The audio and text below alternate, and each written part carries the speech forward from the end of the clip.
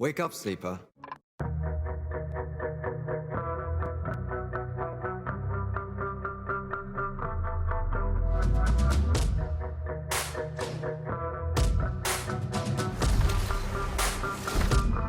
Welcome to the City of Souls.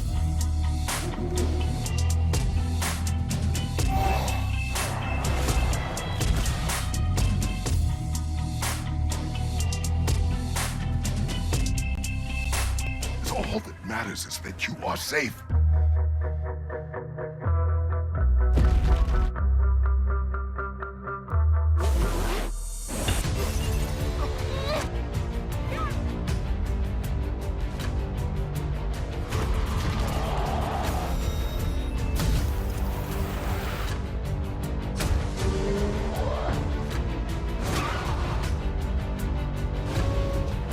How could you be so reckless?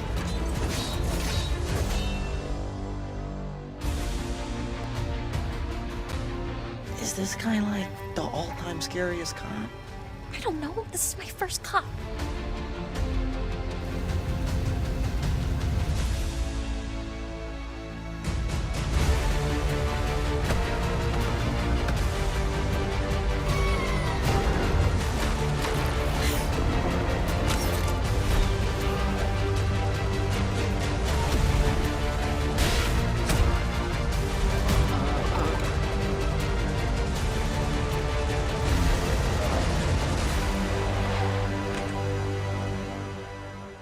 Cut. That's good. Ready to move on to the standing close-ups? Miss Perkins, you can flirt with Carl now. Okay. Welcome to the BAFTA Game Awards Game Beyond Entertainment online panel. My name is Jayan Lopez and I'm the CEO of Black Girl Gamers. And in this session, we are going to explore the insights behind the games nominated for the Game Beyond Entertainment category of the BAFTA Game Awards this year. So I would love to welcome our panelists today to come and basically introduce themselves and talk a little bit about the games that they are behind. So first of all, let's get Sarah Northway. Sarah, would you mind introducing yourself a bit? Hi there. So I'm Sarah and I run Northway Games. I've been in games for about 10 years, since the early days of Flash. And my newest game is I Was a Teenage Exocolonist. Thanks, Sarah. Clemens, let's move on to you. Hello there. Hey, my name's Clemens, and I'm one of the 5 co-founders of Broken Rules, a small game development studio based in Vienna, in Austria. And our latest title is called Gibbon, Beyond the Trees, in which you play a gibbon that swings through the forest, trying to survive. Thanks, Clemens. Javier, let's go to you next. Hi, nice to be here. Thank you. I'm Javi, co-founder of Heroic Studios, and we have been developing Endling Extinction is Forever for the latest 4 years. It's our first project and was recently released. So you play as the last mother fox on Earth on a dystopian future, and you have to take care of 4 little cubs. That's so cute. Thanks so much. Gareth, let's move on to you. Hi, I'm Gareth Damian Martin, the solo developer also known as Jump Over the Age, and I am the developer behind Citizen Sleeper, which is a game about being an android escaped from a corporation who has to survive on a space station in a solar system on the edge of crisis. Thanks. Alex Paterson and Jason Orbaum. Who wants to go first out of the two of you? I can go first. Hello, I'm Alex. I'm one of the 4 founders of Not Games. We're a small team based in the UK, all with backgrounds in TV and film, and we're trying to find ways to incorporate that into our games. Go for it, Jay. Yes, I'm Jay. I'm one of the other 4 founders, with Alex, the co-writer of Not for Broadcast. Not for Broadcast, for those who haven't played it, is a game where you control a TV news broadcast while your country slowly collapses into dystopia. So you're forced at first to make fairly innocuous decisions, but eventually more weighty ones about what you want the public to see and what the results of that might be. Thanks, guys. And last but not least, Duncan Steels. Hi there, thanks for having me. I'm Duncan, I'm one half of California Studios. We're a very small company. We made We'll Always Have Paris, a short narrative experience about loving someone with dementia. Thank you. These all sound like really, really great experiences and just so vast in the area of gaming. My first question to all of you, I'll definitely ask, I think Duncan first. How did it feel when you found out that your game was nominated for a BAFTA? We were, obviously, initially we were shocked, and then it kind of settled down and we're thrilled and just so happy that the juries played it and understood it and loved it and brought us here.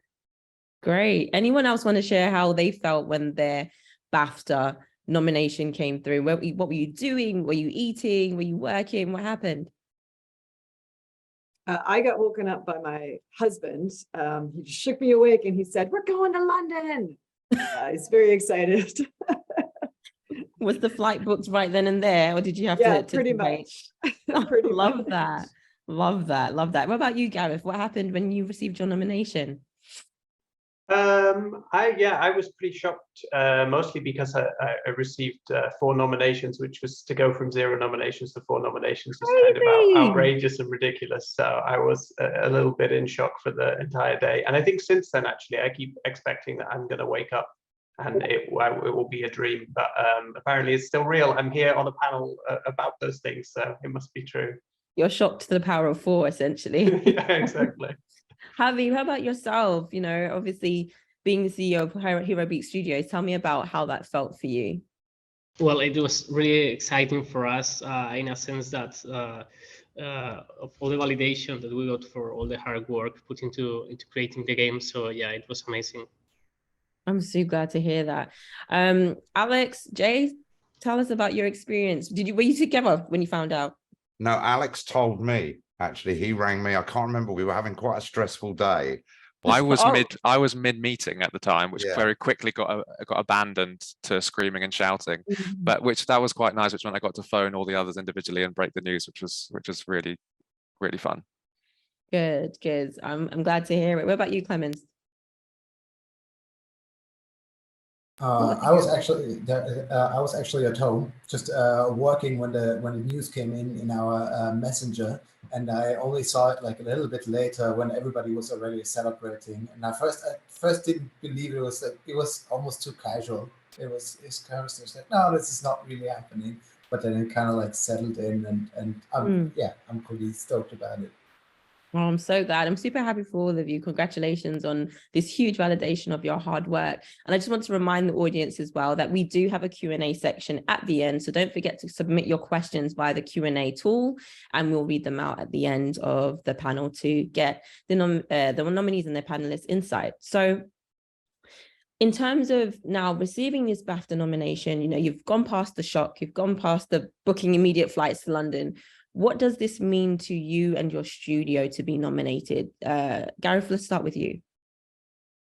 Sure. I mean, as I am my studio, then I think for me it just means the kind of, I mean, it's a big vote of confidence and gives a certain profile to my work, and gives me a chance to kind of continue to make the kind of work I want to make. I think very particularly I really enjoy working solo, and I'm not kind of looking to become like a big studio or something else. I just want to keep doing the things that I do in the way that I do them. And so rather than necessarily allowing me to become kind of like a studio with lots of employees or whatever, I think it just kind of allows me in a way to compete with studios that have lots of employees, or to kind of step onto that bigger stage, which has been, I mean, I'm just very grateful to the people who played the game, and to the juries, and to everyone who's kind of cheerleaded for a game, especially as like it's a relatively small project in comparison to some other bigger stuff that's out there. So it's been that's been part of it for me. It just shows, you know, you've got a great brain on your shoulders right there. Yeah, I guess so. What about you, Alex and Jay? What does this BAFTA mean to yourselves and the team?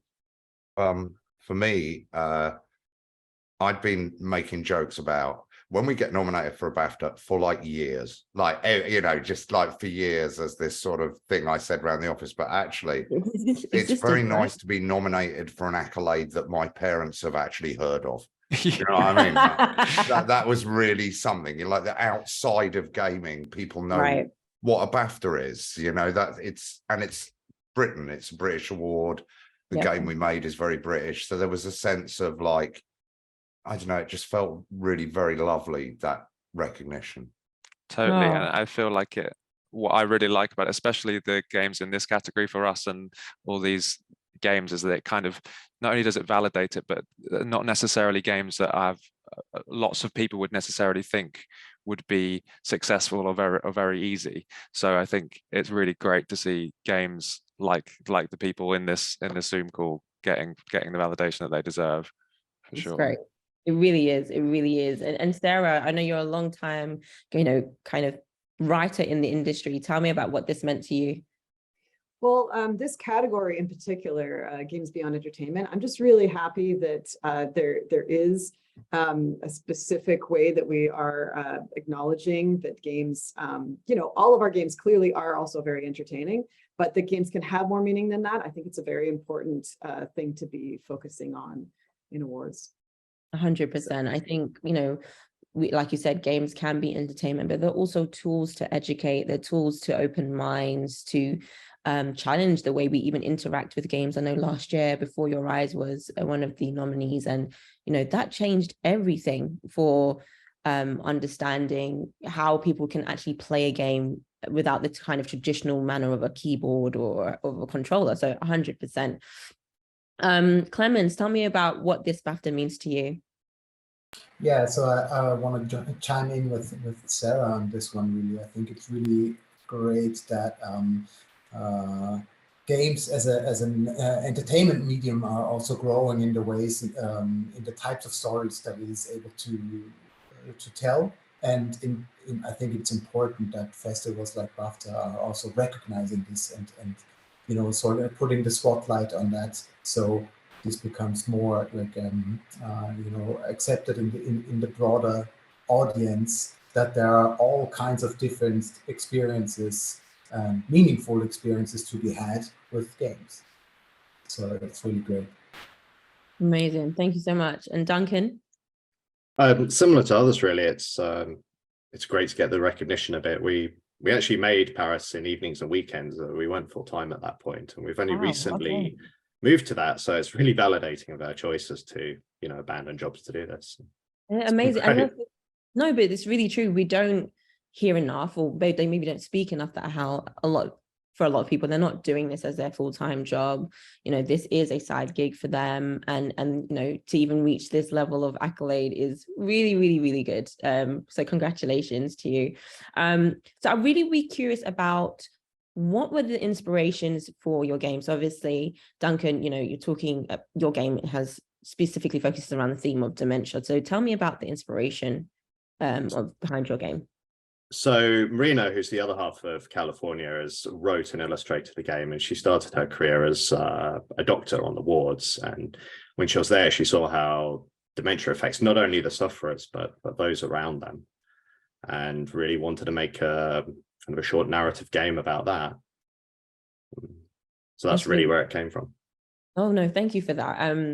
And in terms of how did the medium of games help you tell this story? Because I think, the idea of living and loving someone with dementia can be quite, it can be quite sensitive for a lot of people. So how did games help you tell this story? Well, I think the nicest part about games is you almost don't tell a story. We were trying to look for a way to allow someone to maybe experience it. You can't really know. No one, sadly, who's had this disease has recovered enough to make any art about it. But a game is, you take on the persona of the character you're playing. And so we hope that, plus the fact that you can then rewind the game and go back over experiences and change context or small details, we hope could allow a player to experience that kind of feeling of an unreliable memory. No, super interesting mechanic behind that. I really love that. Sarah, I was a teenage exocolonist, sorry. Tell me about the inspiration behind that game, the creative inspiration. Yeah, so it contains a lot of my, desires for the future. So it takes place in a not so far in the distant future, but there's a very idealized society of people who are going off to a new planet to start anew. They bring a lot of human problems with them, but also like these kind of Star Trek-like ideals. And I just really wanted to live in that space for a while and be able to kind of show the rest of the world what like I think we as the human race could endeavor towards in the future. So my co-writer Lindsay and I just had a great time just putting our own kind of desires into this world, especially when it came to kind of the representation and the way that the society itself functions. Right. Well, that was going to be my next question to you. You know, yourself and Lindsay had made sure in the game there was such a vast and diverse cast of characters. How did your studio go about designing them artistically and narratively? So, I mean, I started with a spreadsheet, as I always do. And then I took a lot of inspiration just from the world that I personally live in. So like my, I guess, you know, very liberal social bubble. Like these people aren't, you know, are aliens. They're just normal people that I know. And I do happen to be privileged to live in a place where people are free to be whoever they are. So we have a broad spectrum of people on the LGBT rainbow. And, you know, we also just really basically just wanted to have characters that felt real. So like I said, I started with a spreadsheet, wrote down, you know, all the people I know. And then I wanted to give people kind of a positive and a negative character trait. And to make sure that everyone had, you know, something that you would love about them, but also something that would be a difficult part of them. It all kind of came together, like it was a very iterative process. So during the course of writing this very large game, 600,000 words game, you know, many things changed over time, including the art for many characters. We iterated quite a bit on stuff. The character artist may just, you know, took my spreadsheet of, you know, general ideas, brought everyone to life, gave the entire colony a very coherent kind of clothing style. They're an excellent fashion designer, I think, which helped bring it all together. And yeah, and over time, we just kind of fell into figuring out who these characters were and giving them more depth. But I think, yeah, I think starting with a diverse cast and making sure that everyone wasn't just one-sided stereotypes was a big no, agreed. Very, very important. Really, really great work to see that. So well done to yourself and Lindsay. Javi, I'm coming over to you. Endling, tell me about the creative inspiration behind Endling. Well, Endling is set in a dystopian future, but maybe it's not something far away from the point we are right now. So we have our inspiration was based on scientific facts about how the future could be in the following 50 to 100 years if we keep with the consumption habits that we have today. So we struggle and we put a lot of effort into making clear to the player that this is what this is how the Earth could look like in the future, and not like a kind of a sci-fi story, right? So yeah, we just look around to see how the environment is today and see how it can be potentially in the future, and that was mainly our experience. And when you're dealing with topics such as extinction and eco-consciousness, you know, and it's a game, it's kind of, there needs to be that balance. And this has such a strong message to this game. How did you balance the need for the game to be fun and engaging for the players, but also ensuring that this important message was effectively told? Absolutely, yeah, that was very important, and it was a challenge for us because we wanted the mother folks, the main character of the game, to be as authentic as we could. So the player could feel the fantasy of being a mother folks and taking care of the cubs, but at the same time, we wanted to tell all this environmentalist story. So everything that happens in the background, it's all environmental storytelling. There are not words in the game, like there are not dialogues, because the mother folks cannot read or talk or anything. So everything happens in the background, and it's up to the player to understand what's happening. Of course, there is a huge emotional reward for players who really understand what's happening in the surroundings, and because everything was told without a clear like narrative line, right? You can look at the surroundings and see what's happening until your own conclusions. It was very important for us to present this future and let the player reflect about what they have experienced during the adventure. Thank you. Yeah, a really, really important message. So kudos to you for raising that. Clemens, let's talk about your game. It's about Gibbons. Tell me about your game. What inspired that?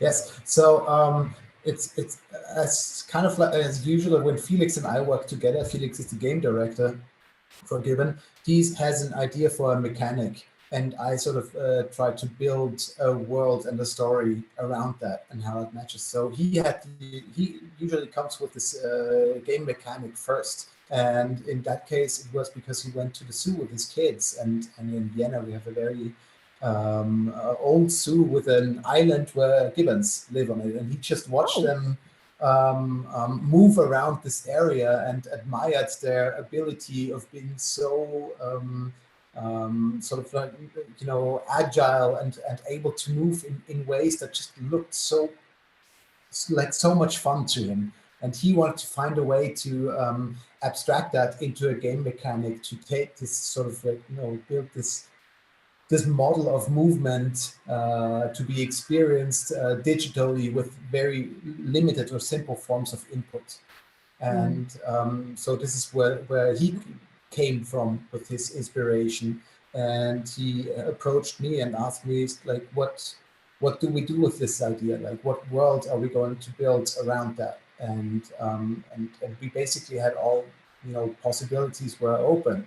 And we quickly decided that we think, like, if we're going to use this topic, which, you know, it's kind of the monkey in the jungle, is a trope that has been done many times before in different ways, and we decided we wanted to take a new sort of approach on that, and also sort of take on this responsibility of talking about something that we consider is important.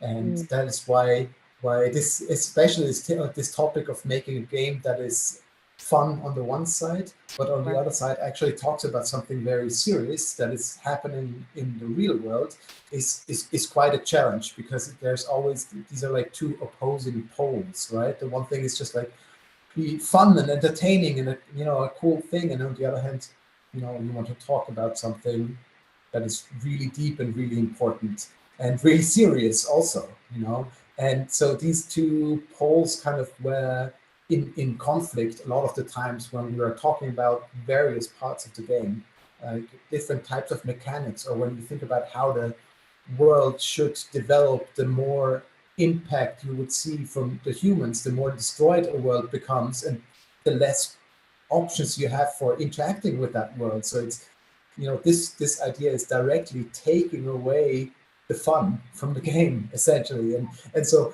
balancing these two and getting them to play with one another and match up with one another was, I think, one of the biggest challenges in the game, for sure. Definitely. I think that's what's great though about the game beyond entertainment category, is that there is always this extra challenge that you kind of have to navigate when it comes to making your game, because you're making a game with a message, right? You're making a game with an impact as opposed to just entertainment value. So though it might be a challenge for you on the back end, the player really enjoys it. So sorry to have put you through that, but I think it's really important to have those messages in games. And like I said, kudos to all of you again for tackling such important messages. Alex and Jay, I mean, not for broadcast, you mentioned, it's a live action film scene, but I think, correct me if I'm wrong, but the production of these happened during periods of lockdown. So how much did this impact the development of the game, both in terms of practicalities, but also creatively? Massively, yeah. It really, really hit us hard. Obviously, there were much more important things happening in the world than our game production, but relatively speaking, it was really important to us that the shoot go ahead. So when lockdown hit here in the UK, it was maybe 3 or 4 days, I think, before we were due to 3 days before we were going to do a full film shoot with over 100 actors, crew members. That's when the streets were empty, because I remember that. Everything was empty. And we were, as we are also, we've been there, we were, both Jay and I actually have been actors and stuff in the past, that it was really important for us not to shut down and not to leave our artists without any work at a time when, you know, theaters were closing and it was a really hard time. So we were like, how are we going to do this? And it was really heartwarming to see everyone come together. We were shipping furniture out to actors' houses. So we shot everything remotely, of course, but we shipped costumes, props. Some actors painted their walls in their bedrooms to give us different backgrounds. We just had, what are we going to do with these people that we've already booked remotely? Do you want to speak a bit more on that, Jay? Yeah, well, also that obviously there was some story issues involving that, because you're writing a completely different script right at the beginning of the pandemic. You need a reason for your characters to be locked in, but you don't know if you're going to be dealing with a situation by the time this releases where half the world's population has been decimated, or whether it's been a flash, you know. So you're trying to write comedy, because the game is also a comedy, about a situation that's completely unknown. We were very, very lucky in that we went episodically, and it just so happened that at the end of the episode before lockdown hit, we had knocked the main character unconscious, and that enabled us to be able to deal with lockdown as like a coma, without spoilering the game too badly, but it happens fairly early, as like a fever dream, which enabled us to comment on the players' decisions in their personal life through the sort of TV screens, which we couldn't actually otherwise have done. So it did open up some really interesting story avenues, and the story of Not for Broadcast was evolving anyway, because it went from being a fairly goodies and baddies dystopia into much more of a cry against polarization, really. And I think that having the lockdown sort of gave us about, I don't know, 3 or 4 months to kind of take a breath, look at the game from a different angle, so that by the time we were allowed to film again, which again was horrific, because as you can imagine, you're allowed but 100 actors, everyone in masks. It was the height of summer. You know, it got, there were a few things, but we were lucky. We had a team and a team of actors that had a really good sense of humor. So that, I think, was what got us through lockdown more than anything, was, you know, having a good team. It's kind of like a baptism of fire, right? In terms of creating this game in the circumstance that no one's probably navigated before in their lifetime, with, you know, you're having resources and digital resources, but you're still having to create this huge project in an unprecedented time, because we didn't know when we were coming out of lockdown how long lockdown was going to be. We didn't know it was going to be for about 2 years, essentially. So, wow, well done to you both on not only creating a game, but getting BAFTA nominated for it. Yeah, no, I mean, it is so nice, this award, because games that have a polemical nature, like all the games here have, they're not easy to get out there. They're not easy to sell. You know, I have just so much respect for the other panelists, because I know what we went through just trying to get, you know, we had publishers who I won't name say, we'll give you loads of money, but you have to change your story, you know, and we were like, well, actually, we want to tell a political story, and that's the story we want to tell. So we don't want to make the story. We have something kind of say. So I'm absolutely certain if you went around this circle, everyone will have experienced the same issues. That's actually a really good question. Does anyone want to share their experiences of, you know, kind of creating something that they knew they wanted to be a specific way in the industry, compared to going the other route, which is talking to a publisher and having to change your creative vision for, you know, I guess more financial support, more infrastructure? I mean, I don't mind it, Alex and Jay, if you want to kick that off. Well, just to be very clear, we went with Tiny Build because they promised us full creative control, and they stuck by their word. So, you know, that was very important to us. Shout out to Tiny Build. Yeah, but I'm not sure for everyone else, but I just wanted to make that clear. We didn't compromise on story, and it wasn't the publisher we went with that made that.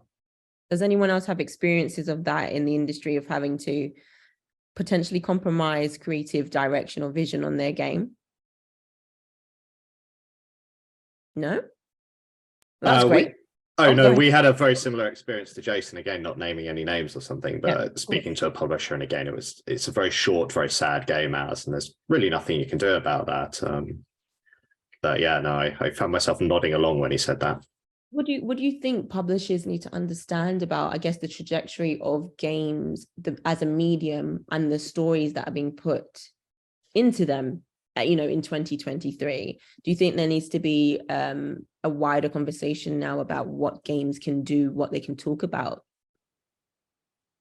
Yeah, well, I think so. Sorry, I think many are actually, as he says, it's kind of happening. And then once there's a few success stories, then obviously, people who do need to get a return when investing in games can see those success stories. And again, it's really nice that BAFTA's highlighted them this way. Right. Yeah. And it's not just games, it wasn't easy apparently selling The West Wing to a major TV station because it was a drama set about politics unashamedly. And, it applies across all artistic media. If you're the financial backer, it's a really hard sell. Could you fancy putting your money into this lecture I want to give people when someone over here has got, look, I bounce on this and it explodes? It is a harder sell, but it's just kind of, it's not even, I was going to say it's worth it, but I don't know how to write any other way. So I don't really have any other option anyway. Well, this is, I mean, we don't know how to write any other way. That's great, because we can look forward to having more projects like this from you both.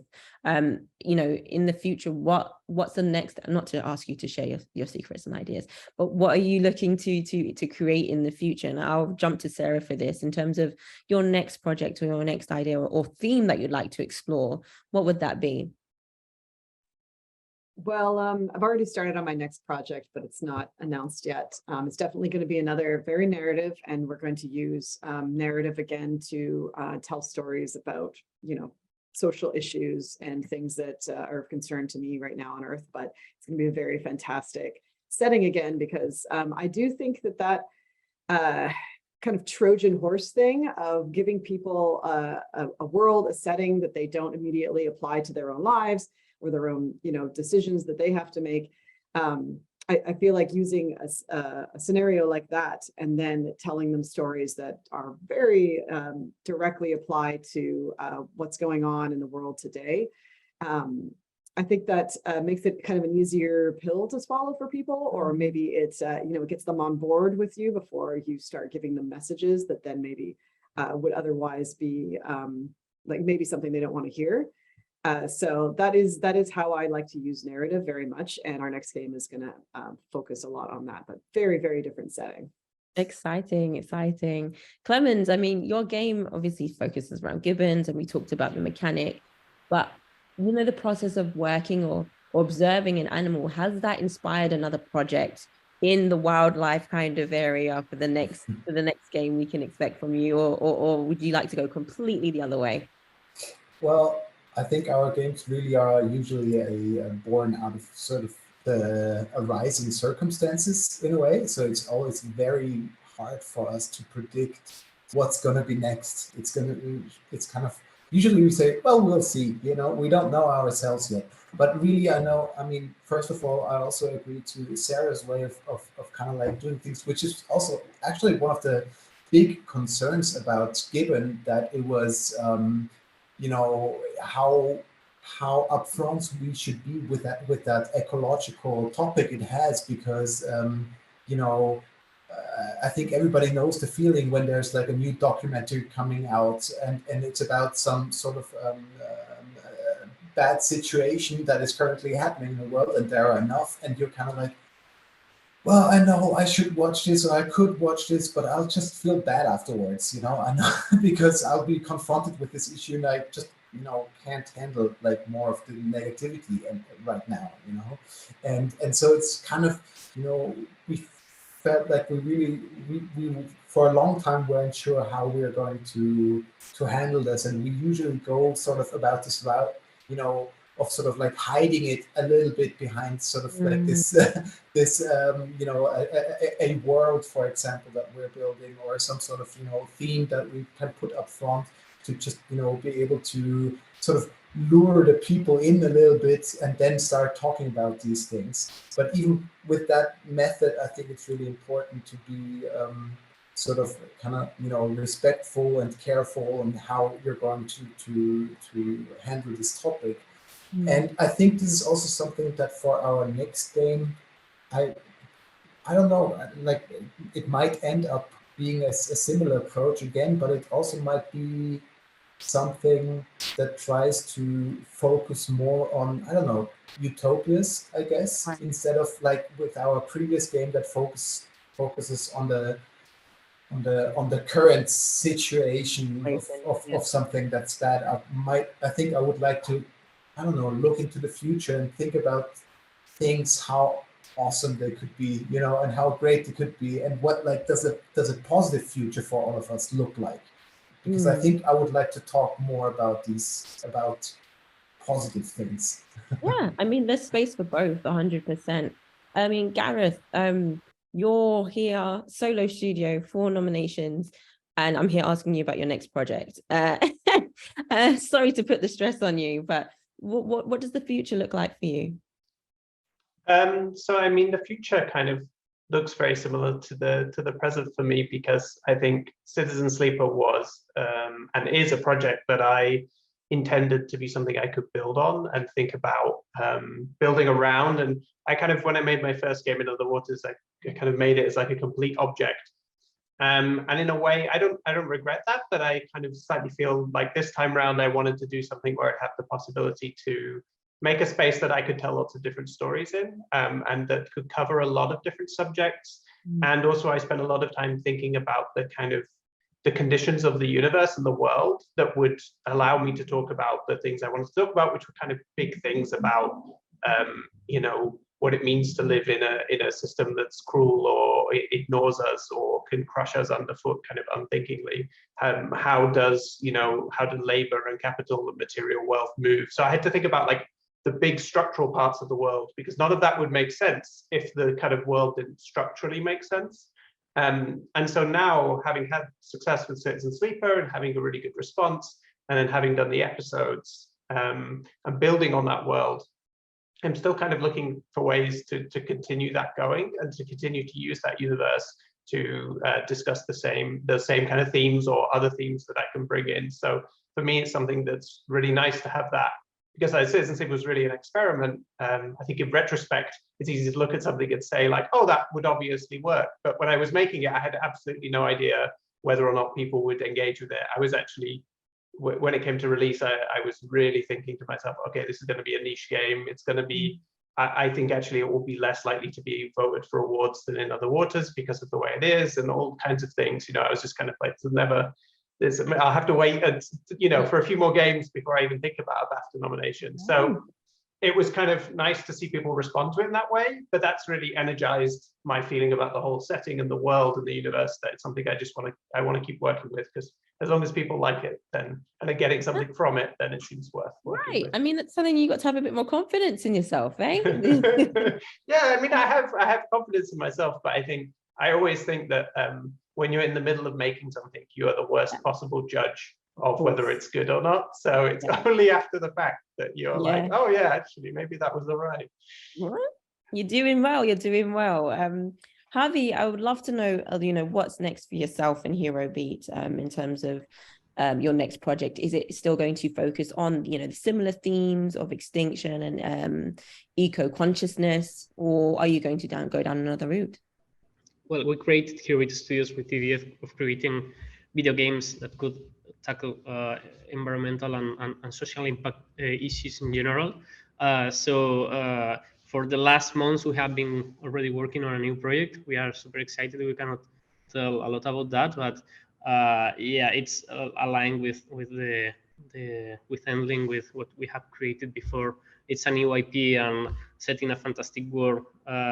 This time, we want the player to be able to change the situations. In Endling, you are a spectator of what happened in the world, and you live the consequences of human greed and human activity. But this time, you can change it. So it's different. It's a different approach, but also narrative and very interesting. Excellent. Sounds exciting. And Duncan, just on yourself and your co-founders and team's ideas for the next project, are you able to share a little bit about what you're thinking on next? Or are you still, taking it in from the BAFTA nomination? We're still taking a lot in, but we've been playing with the prototype of actually a simulation game, but we're really interested in always trying to tell stories through mechanics and how you do that. And so it's kind of a management building kind of tycoon game, but we're trying to work in, development and overdevelopment, and how do you provide for, our needs as a society whilst also not destroying our environment, probably very similar to Javier and Clemens games. So, but we'll see how that turns out. Experiment still. It sounds exciting, and I love the eco consciousness and focus that's happening in this category alone, let alone in other categories. But this is really exciting.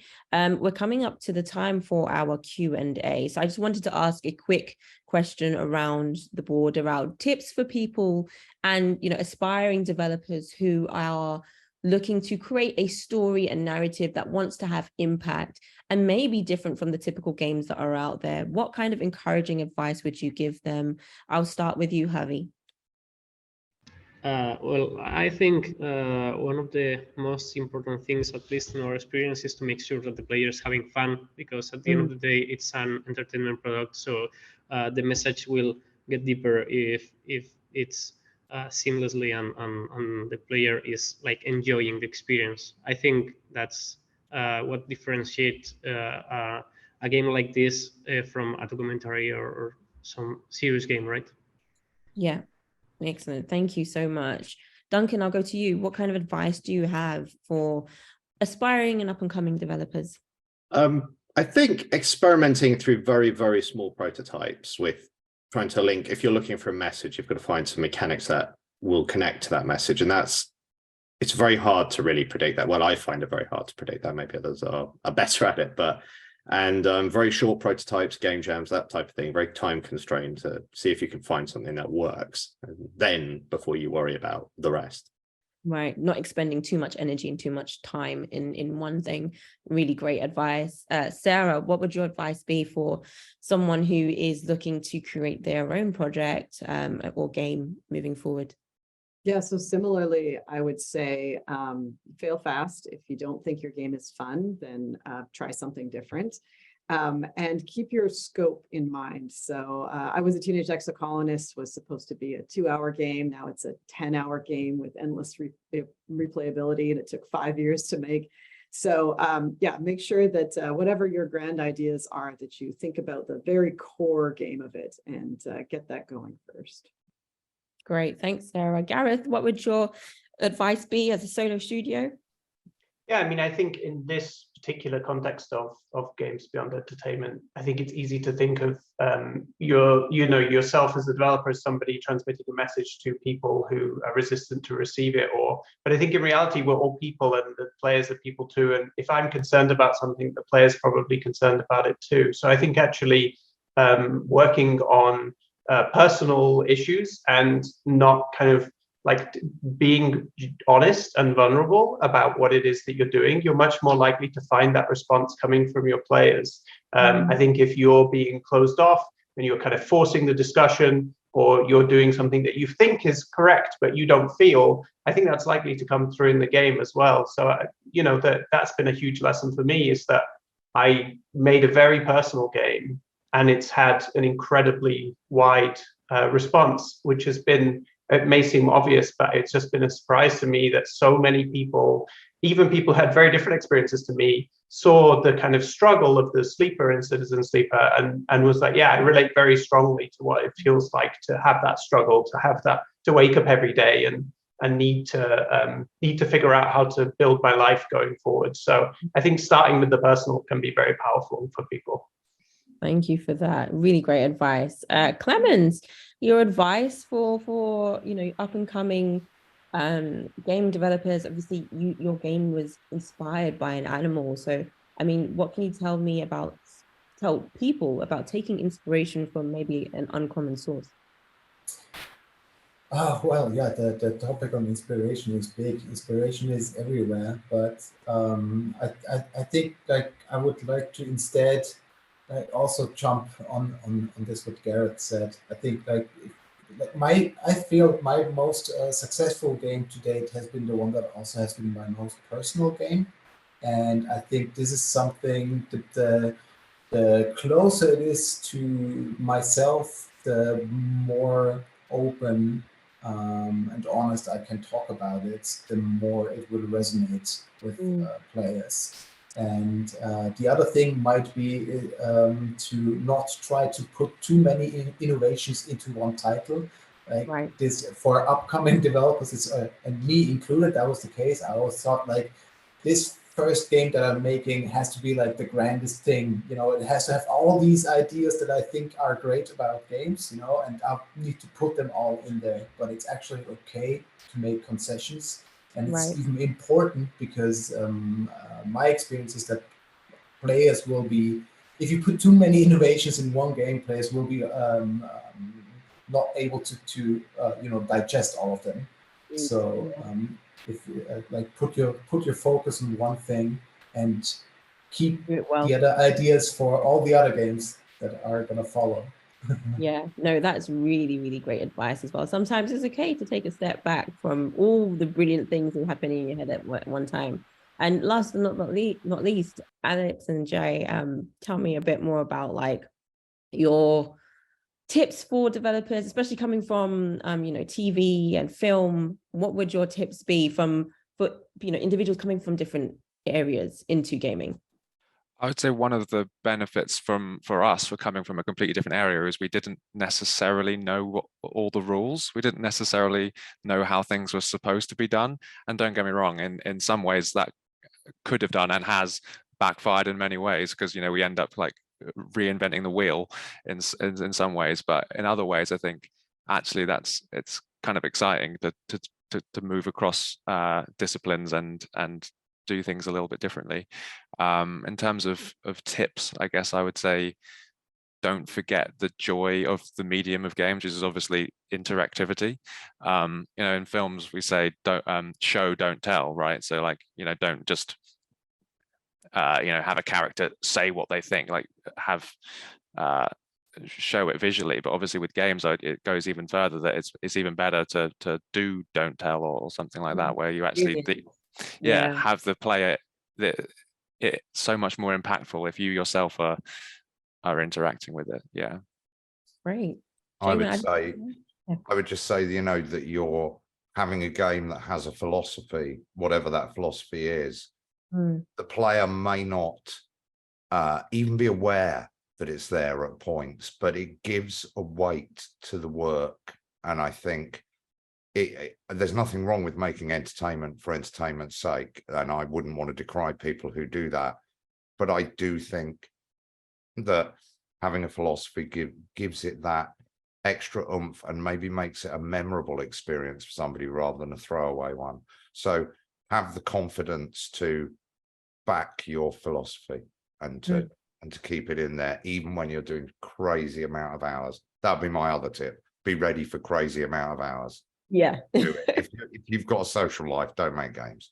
Oh no, and don't have weekends either. Exactly.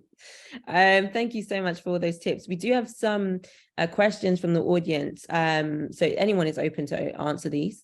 If you win, who's the first person you'll call? Anyone want to chime in with that? Mum. Mum. Has to be mum. One of them anyway. What mum? Anyone else is going to call anybody? Message, tweet, send a Mum photo as well. My mum, not Jason's mum. Good to know. How about you, Sarah? Yeah, my dad is one of my most avid playtesters of all my games, but I was a teenage exoconolist as well, so he'll definitely be one of the first people I'll talk to. Lovely, lovely. Javi? Yeah, I think families first, like right, wife and parents. They will be the first ones knowing about the war. Lovely. Any Duncan, Gareth, Clemens? I think our families will be following along on Twitch, so hopefully we won't need to call them. Very smart. Yeah, my partner will actually be with me at the awards, so I'll just be waving from the stage, I think, and mostly I'm not going to fund her, but I'll be hoping that my daughter is asleep. But if she's not when I get home, I will have to tell her. But yeah, and hopefully in future years she can come with me. But for the moment, she has to stay home. Clemens? Yeah, it's pretty much the same here, family for sure. Yeah, Lovely. my wife probably is the first one. Lovely. The next question we have from the audience is, was there that one game that made you think I want to work in games? Duncan, let's go with you. No, I don't think there's one game. I've played games all throughout my life, really, and it's just always been such a joy to me. I just couldn't single one out like that, I think. Anyone else have a game that they can think of that made them think, you know what, I want to work in games. This is the medium I want to explore. I mean, Alex and Jay, I think that would be interesting to hear from your perspective, given that you're from a complete different discipline. Well, not complete different, but a different discipline.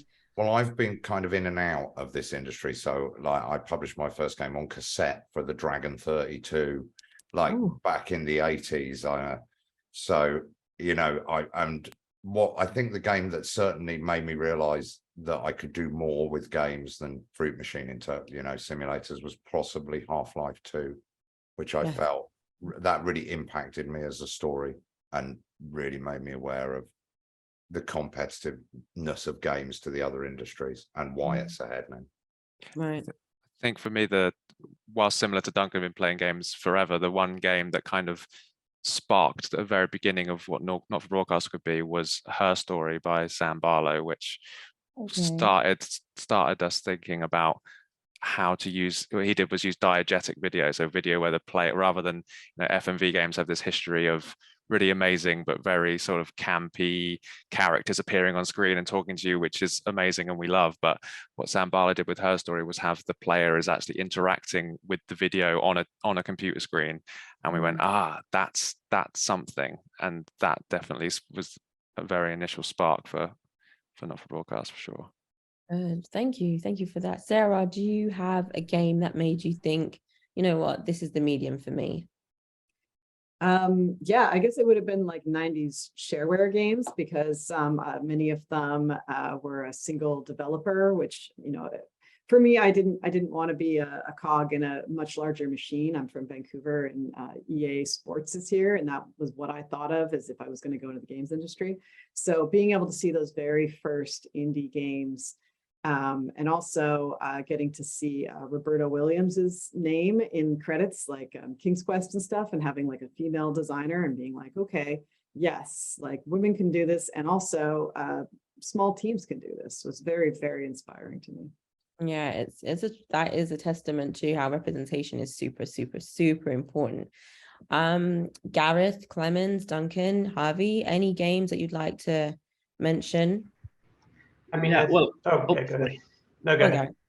Okay, thank you. Well, in my case, I don't remember which game was that made me want to work on video games, but I remember the game that encouraged me to create my own company, to tell stories, impactful stories, meaningful stories, right? And it was This War of Mine from 11-Bit Studios.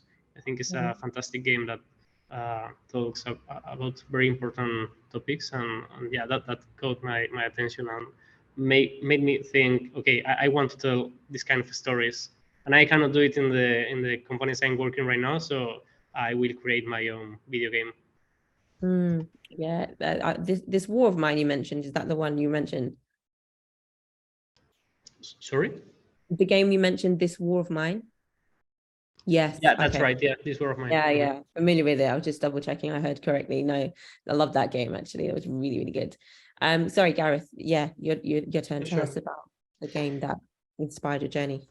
Yeah, sure. I mean, I'm also kind of came from outside games, or was a games critic for a long time, and worked in design and arts in a lot of different places. And I think a game that had a really significant impact on my practice and moving into games was a game called Spaceport Janitor, which is a kind of like relatively little known game these days, I think. But it's a game where you're in this kind of brightly colored spaceport that's like a kind of cartoon Star Wars, but you go around picking up trash, and you get money for the things you pick up. And there's kind of adventurers arriving and going off on quests, and there's shops selling weapons, but all of those weapons are much too expensive for you to buy, and the quests are not something you can go on. And I thought it was absolutely incredible the way that the game offered, for me, two things that in my head had always kind of slightly been separate. Is that I love science fiction, I love playing games, but I myself was often kind of like working as a writer and writing about kind of what it was like to be a person now. And I really like kind of writing about a lot of my experiences having crappy jobs and feeling really kind of like at odds with maybe society, or like feeling odds with myself. And I'd love to find a game that kind of offered both of those things simultaneously. And that really inspired me to think that I could have both in my own work, that I wouldn't have to choose between making something pulpy and science fiction-y and something that's real and relatable. And so that, I think that's been a really big inspiration in my work, just this idea of being able to do those simultaneously, and actually that somehow meshing them, you get another quality. It makes it almost more palatable. I think if a spaceport janitor could be like a really miserable game, but it's kind of weirdly joyous and has moments of kind of genuine joy in the drudgery. And yeah, it's quite beautiful because of that. Love that. That is taking the two kind of things that seemingly are juxtapositioned places and just put them together. I love that. Clemens, coming to you, for what game inspired you to get into the industry, if there is one game? Well, there are too many to pick a single one out that had really a lot of influence on me. But I do recall a situation that I like to sort of retell, not so much because there's a lot of depth or a lesson bit maybe to take away. I'm not sure. It's more because of my back then sort of naive enthusiasm about games, which was in, I don't know, sometime around 2005, maybe. It was right before this wave of new indie games that became big because of the digital distribution. You know, it was before there were the stores available. There were freeware games, you know, there were a couple of sites where you could download them. And there was one, it was by Derek Yu, the creator of Spelunky, and his partner, and it was called Eternal Daughter. And it was a 2D pixel art game. And it was freeware, basically. You could download it free, and I played it and I loved it, and I was like, oh, amazing! People make like free games. I want to be a freeware game developer. This was like my ideal of what I wanted to do. Oh, it's changed now. And it's like, oh, it turns out the freeware thing didn't really take off. But yeah, that sort of like had a big impact on me. I wanted to make free games. Yeah. Love that. That's lovely. It brought me back down memory lane as well. But no, that's great to hear. Thank you to all of you for your candid insight and just sharing your journey with us. And congratulations again on your nominations. Wishing you all the best. Thank you for your time. And I really wish you all the best for your future endeavors as well. And to our audience watching this at the moment, don't forget that there is a Twitch stream of the BAFTA Game Awards tomorrow at 6:50, sorry, on Thursday at 6:50. And tomorrow is the best game online panel with the nominees from the best game category as well. Again, my name is Javier Lopez. Thank you so much for joining us today for the Game Beyond Entertainment category. And we'll see you at the Game Awards. Bye.